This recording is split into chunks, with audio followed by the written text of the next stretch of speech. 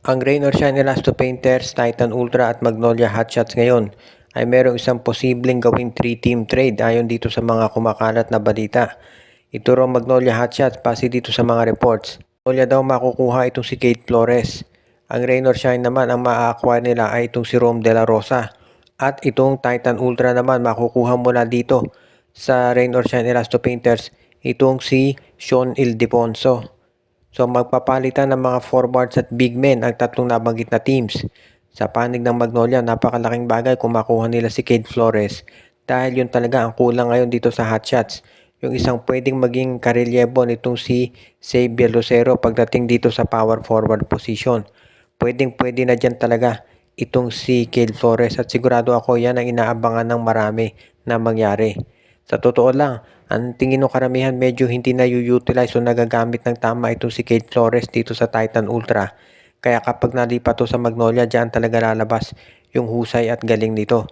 Magiging maganda tong frontcourt sa Magnolia lalo na nandyan na itong si Xavier Lucero, si Yukin Andrada and of course si Ian Sanggalang at James Laput. Kapag itong trade na yan ay natuloy, makikinabang din naman itong Rain or Shine dahil alam nating mahusay na player si Rom De La Rosa. At itong si Sean Ildefonso, siyempre pwede rin yan sa Titan Ultra. Kaya naman walang malulugi sa nabanggit na trade at yan ang dahilan kung ba't sa tingin ko si Coach L.A. Tenorio pupursigihin ito para ito'y matuloy na. Dahil sa ngayon, itong Magnolia gagawin ang lahat para makakuha sila ng kampiyonato. Aminin na natin, yan talaga ang ultimate goal ngayon ng Magnolia, ang makakuha ng kampiyonato. Dahil ilang seasons na, halos 7 seasons nang hindi nagcha-champion itong Magnolia at yung mga fans nila sobrang tagal nang naghihintay ng kampiyonato. Kaya nga ito talaga ang kanilang inaabangan ngayon at sigurado yan ang kanilang plano na gawin. Ang isa pang team ngayon na nagre-ready para sa isang posible na malaking pagbabago to sa kanilang roster naman ay itong NLEX Road Warriors. NLEX Road Warriors daw ngayon ay kinakausap na itong Terra Firma Jeep kung posible nilang ma-acquire si Kay Mark Carino. Si Carino ay merong ACL at hindi makapaglalaro ngayong season. Pero willing daw ang koponan ni Coach Jong Wichiko na maghintay para makuha ang nasabing sentro. Dahil sa ngayon mukhang yan talaga ang hinahanap ng koponan ng Road Warriors.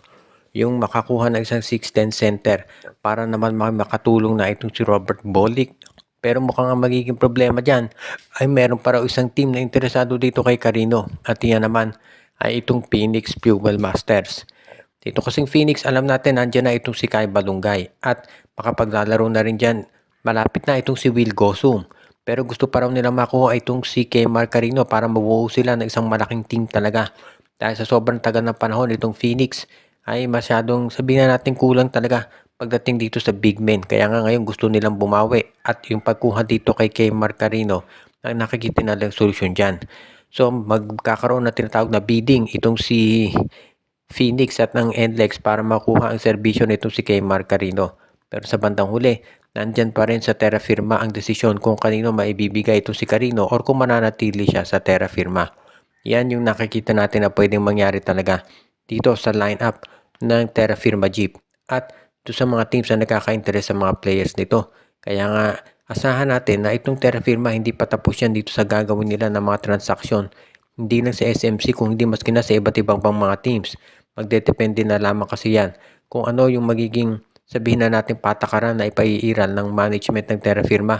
Lalo na ngayon na tinaasahan na karamihan magkakaroon nito ng major moves pagdating sa pagpapalakas ng kanilang roster.